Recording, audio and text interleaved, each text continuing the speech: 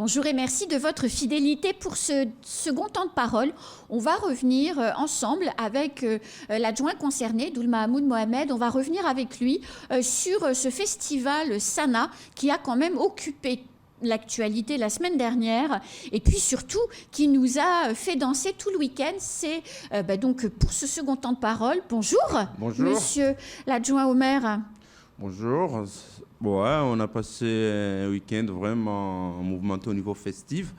J'ai vu tout le monde danser, vraiment l'intergénérationnel, les jeunes, les enfants, tout le monde. On dansait surtout le vendredi, c'était vraiment familial. C'est vrai. J'ai vraiment adoré. J'espère bientôt refaire l'année prochaine un festival Sana encore plus meilleur que celui de cette année. Alors, on est à la deuxième édition. Vous aviez dit ici même qu'entre la première et la deuxième, la programmation montait en intensité. Ouais. Très honnêtement, je ne veux pas être chauvine, hein, vous savez bien, je ne le suis pas, mais Zili, vendredi, elle a ébloui toute la soirée. Enfin, nos artistes mahorais, ils sont quand même top, quoi. Oui, c'est pour ça qu'on a dit on ne vise pas que pour les internationaux, c'est aussi mettre en valeur nos artistes. Comme il y avait tous nos artistes, il y a aussi les artistes internationaux là, qui sont posés des questions, c'est qui cet artiste, c'est qui un tel, c'est qui un tel. Ils voulaient quand même savoir un peu plus. C'est notre objectif aussi pour que nos artistes soient reconnus au niveau de l'extérieur aussi. C'est pour ça qu'on fait cette maillage des artistes. Alors, et parmi les artistes mahorais qui étaient présents, il y avait N-Pro Game, il y avait Yubi, Meithod. Alors, Meithod, il a quand même un début de renommée nationale, mais les autres peut-être encore un petit peu moins pour le moment. Et pourtant, je pense à ces deux personnes parce que je les ai écoutées, puis j'ai écouté la manière aussi dont ils animaient la foule. Ils sont chapeau bas, quoi. C'était top. Comment on fait, Doul Mahamoud Mohamed, pour aider nos jeunes artistes à monter? Vous voyez, parce qu'on n'a pas beaucoup de spectacles comme celui que vous avez fait, il n'y a pas beaucoup de scènes à Mayotte. Comment on les aide à se produire et à accroître leur renommée? Nous, avec notre petite échelle, que la capitale de Mayotte, il y a le département aussi qui sont là-dessus. Mais nous, déjà, par rapport à la ville, on essaie au maximum. C'est pour ça on s'est dit, avant l'édition précédente, avant le Sana, c'était vraiment focalisé. Il y avait un seul artiste qui venait de l'extérieur. C'est pour ça on a dit, pour aider déjà au niveau visibilité de nos artistes, il faut vraiment qu'il y ait des artistes internationaux qui viennent sur l'île. À partir de là, par rapport déjà à la publicité, au niveau de communication aussi, ils apparaissent tous, ils font des snaps entre eux. Et en même temps, on a eu des journées de détente aussi avec les artistes internationaux. On fait des sorties en mer ensemble qui pourront partager leur expérience, donner des conseils. Vraiment, là-dessus, c'est là où on essaye. Malheureusement, cette année, c'était court. Il y avait aussi des journées d'échange, vraiment avec les artistes, comment ils y travaillent, comment s'y prendre. Il y a des partenariats qui ont pu être noués entre nos artistes locaux et puis des artistes qui ont une renommée internationale et qui peuvent donner un coup de pouce à nos locaux. Oui, surtout c'était au niveau des DJ. Vraiment, j'ai vu les DJ, surtout les DJ de Ronicia et notre DJ Sweetie. Ils ont eu vraiment une complicité, même avec après le concert, ils sont partis manger des brochettes ensemble. Vraiment, il y a ce lien, ils se sont partagés leur snap. Je pense qu'ils vont continuer à s'appeler et pouvoir collaborer ensemble. C'est ce que nous souhaitons. Donc il y a aussi un gain musical, artistique en tout cas pour nos artistes, ce que le public voit peu finalement. Oui, ce que le public voit peu. On essaye aussi vraiment de... Parce que nous, on aime, moi, perso, j'aime bien aussi quand on chante en notre langue, vraiment, ça fait joli et honnêtement... j'aime ce genre de musique qu'on partage, qu'il y ait d'autres artistes qui attendent le sonorité mahoraise aussi, comme nos artistes, ils montent, ils mettent pour leur monter, il met du mgojo avant qu'ils rentrent vraiment dans le vif du sujet avec leur propre musique, quoi. Alors, il y avait sur les 3 soirs à peu près 50 000 personnes qui sont venues participer donc aux 3 soirées de concert. Donc, vous l'avez dit, le jeudi soir, forcément moins de monde, mais il y avait déjà une excellente ambiance sur la place. Vendredi, vous l'avez dit, c'était plus familial. Et puis, samedi, c'était dédié vraiment aux jeunes avec une programmation adaptée. Donc, on l'a vu, et vendredi, mais surtout samedi, il y a quand même eu des jeunes qui n'ont pas quand même l'état d'esprit qui va bien, parce que effectivement, si tout le monde était hyper content de venir participer, vous l'avez dit, ça dansait, ça chantait de partout, il y avait quand même quelques énergumènes venus pour perturber et empêcher le concert d'avoir lieu, Doul. Oui, on les savait. De toute façon, dans des genres de manifestations, il y a toujours des personnes qui viennent juste pour nuire les autres. Mais comme on l'avait vraiment soutenu par rapport aux animateurs, on les avait bien briefés et on avait bien briefé les 2 premiers jours, les jeudis et les vendredis. S'il y a des mouvements, s'il y a des gens qui courent de partout, s'il y a des gens qui se battent, il ne faut pas s'inquiéter, il ne faut pas courir. Honnêtement, un grand ça chapeau. A marché, ça. Oui, un grand chapeau au public. Ils ont bien suivi les consignes. C'est pour ça qu'on a pu terminer exactement le festival sans qu'il y ait de soucis. Vous pensez que s'il n'y avait pas eu ce travail fait par l'animateur, qui a été chapeau, qui est très calme, très, très explicatif, qui a pris la parole si souvent que nécessaire, dès qu'il y avait un mouvement de foule, dès le vendredi, il a fait le job. S'il n'y avait pas eu ce travail fait par l'animateur, les concerts auraient été annulés, vous pensez ? Je pense, s'il n'y avait pas ce travail, parce que ce qui est arrivé l'année dernière, malheureusement, l'année dernière, on n'avait pas pensé à cet aspect-là. Quand Niska a commencé à chanter, il y a eu un groupe de jeunes là qui ont fait ce mouvement de foule. Comme on n'avait pas préparé le public, malheureusement, c'est fini. On a écourté les festivités, oui, le concert. Mais cette année, dès le départ, comme je l'avais la dernière fois, on était au plateau, je l'avais déjà précisé, que cette année, il va y avoir de la prévention, on va expliquer le public comment se tenir en concert. Heureusement, on l'a bien fait.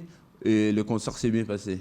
Alors, Doul Mahmoud Mohamed, néanmoins, il faut quand même le reconnaître, les forces de l'ordre, l'animateur ont fait un travail remarquable. Samedi, très tôt, pendant le concert, dès 21h, quand la centaine de jeunes qui venaient de Passaminti, de Doujani, puis qui a ramassé toutes les racailles qui traînaient jusqu'à Mamoudzou, lorsque les forces de l'ordre ont commencé à les repousser à coups de gaz lacrymogène, quand Ronissi a chanté d'ailleurs, ça a été le chaos quand même, à Cavani, à Doujani, des barrages. Comment vous expliquez ça ? Non, il faut bien mettre le contexte à leur place. Déjà, c'était le mardi dernier, déjà, il y avait déjà de tension entre Mtsaper et Cavani. C'était juste, ils ont juste amplifié comme il y avait le concert et ils ont bien su qu'ils ne pourraient pas y accéder pour se défouler encore plus. Et ils sont juste retournés dans leurs quartiers respectifs pour malheureusement tout casser. Pour malheureusement tout casser, mais moi, c'était sur Cavani et Tsunzu qui avaient vraiment des débordements, mais sur Passaminti, comme il y avait les gens de Tsunzu qui passaient vers Passaminti, à Passaminti, il n'y a pas eu de souci. À Doujani, comme d'habitude, on attend, il n'y a pas eu de souci. Il n'y avait que sur Cavani et Tsunzu. Mais comment on peut en finir avec ces mouvements, parce que les concerts, ils sont faits pour les jeunes. Ces jeunes, s'ils étaient venus calmement, ils auraient pu participer à la fête comme tous les autres. Pourquoi systématiquement il y a des groupes danse, parce que 100 jeunes, c'est beaucoup, qui ont pas envie, qui ont envie de tout détruire tout le temps? Moi, je crois que ces jeunes-là, ils se croient forts, ils se croient forts. C'est pour ça, et aussi que la justice essaie quand même de faire leur boulot, mais entre autres, dès qu'on les rattrape, 2 jours après, ils ressortent de garde à vue. Pour eux, ils sont forts, c'est pour ça. Ils sont vraiment dans l'impunité. Oui, c'est pour ça. Mais Doul, la programmation, elle était connue, elle a été diffusée, donc ces jeunes n'étaient pas sans savoir qu'ils venaient chanter. Pourquoi, à un moment donné, cette jeunesse se dit pas « Ah ben c'est sympa, il y a une pro-game ». même, tout le monde connaît Ronisia. Pourquoi tout le monde connaît Kobalade? Pourquoi ces jeunes-là se disent pas, ah c'est chouette, on va y aller, on va écouter? Pourquoi systématiquement cette jeunesse a envie de tout casser alors que c'est incompréhensible. Oui, c'est incompréhensible parce qu'on ne comprend pas. Parce que nous, la municipalité, on essaye de mettre en place, justement, comme on ne peut pas, durant toute l'année, faire des grosses manifestations. Oui, bien sûr. Quand on le fait, on essaie de le remettre en valeur parce que les artistes qu'on a choisis le samedi, c'est vraiment destiné à cette population-là. C'est justement pour le fait qu'on oublie tous les moments difficiles. Bien sûr. Mais eux, il y a des... Il n'y a pas la majorité, comme on l'avait dit, il y avait une centaine, mais la plupart de ces jeunes-là, ils étaient là, ils étaient contents. J'ai pu discuter avec d'autres jeunes qui étaient présents. Vraiment, ils étaient contents. Oui, c'est super bien ce que vous faites. On est là, on aime. Ce sont des artistes qu'on n'aurait peut-être jamais vus dans notre vie. C'est clair, c'est clair. Vous nous ramenez chez nous, vraiment contents, on vous remercie. Mais il y a d'autres jeunes, eux, ils ont, entre parenthèses, pour ne pas être grossier, ils n'ont rien à foutre. Ils viennent juste pour casser c'est tout. Mais il n'y a pas de raison, honnêtement, il n'y a pas de raison, il n'y a rien du tout. Pour expliquer leur comportement, là, je serais incapable d'expliquer leur comportement. Pendant la conférence de presse qui a précédé le début du festival, vous avez dit que le concert coûtait à la ville 500 000 euros.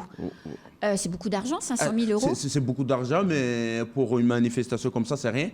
Parce qu'on sait bien, il y a des festivals qui coûtent plus. Hein.